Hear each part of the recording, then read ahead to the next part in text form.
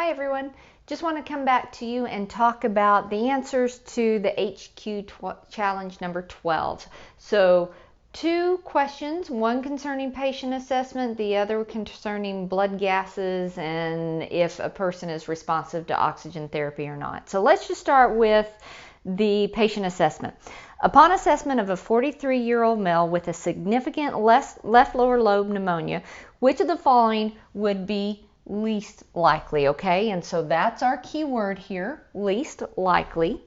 So the patient would have hyporesonant percussion notes. So when we percuss over any kind of denser medium in the chest, like a pneumonia consolidation, it's going to have a dull flat sound, which is hyporesonant. So that's going to be very likely. We're looking for least likely. The patient would exhibit bronchial breath sounds. And in an area of consolidation, as long as the airway leading down to that consolidated area is patent, we will have probably bronchial breath sounds. So that's very likely. Again, we're looking for least likely. The patient would have an increased fremitus or the patient would have a decreased fremitus. So test taking skills probably is going to be narrowed down to these 2 things because people get fremitus mixed up quite a bit.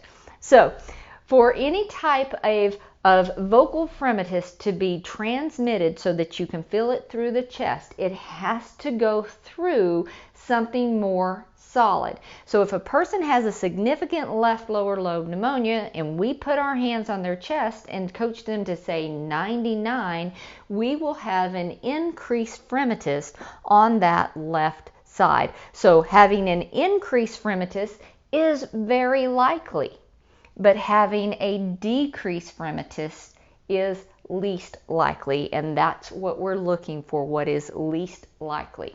Okay, so let's turn that now into a little bit different scenario. A 43-year-old male patient with pneumonia on a 50% Veni mask, and here is their ABG. So if we're looking at that ABG, what's going on here is this PaO2, this moderate hypoxemia, is stimulating the patient to increase their respiratory rate. When their respiratory rate is increased, they're blowing off their CO2, and when that happens, pH increases. So this is a respiratory alkalosis caused by hypoxemia. All right, so they're on 50% and this is still their ABG. I can tell you this oxygen isn't working. Okay, it's considered refractory hypoxemia. So anytime a person is on 50% or more and their PaCO2 is less than 60, that is refractory hypoxemia. All right, so this is what I know just from the question itself. So which of the following is true? I'm looking for the true statement. The patient has circulatory hypoxia.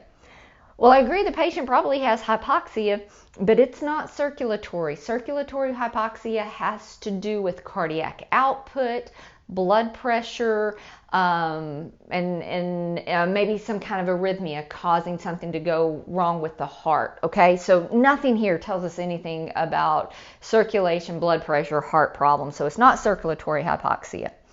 The patient's hypoxemia is responsive. No, it's not. If it was, that PO2 would be a lot higher. So that's not a true statement. The PaO2 is decreased. No, the PaO2 is increased. We are looking for the true statement. This is a false statement. They would have an increased A to A difference. So the patient's hypoxemia is caused by a physiologic shunt. That is the true statement. Okay, refractory hypoxemias are usually caused by physiologic shunting. If that hypoxemia had been responsive, if we put on that oxygen and the patient responded adequately to that, we would say that would be responsive hypoxemia. Responsive hypoxemia is usually caused by a little bit of VQ matching. But because it's refractory, it is a physiologic shunt. So hope this has helped. See you soon.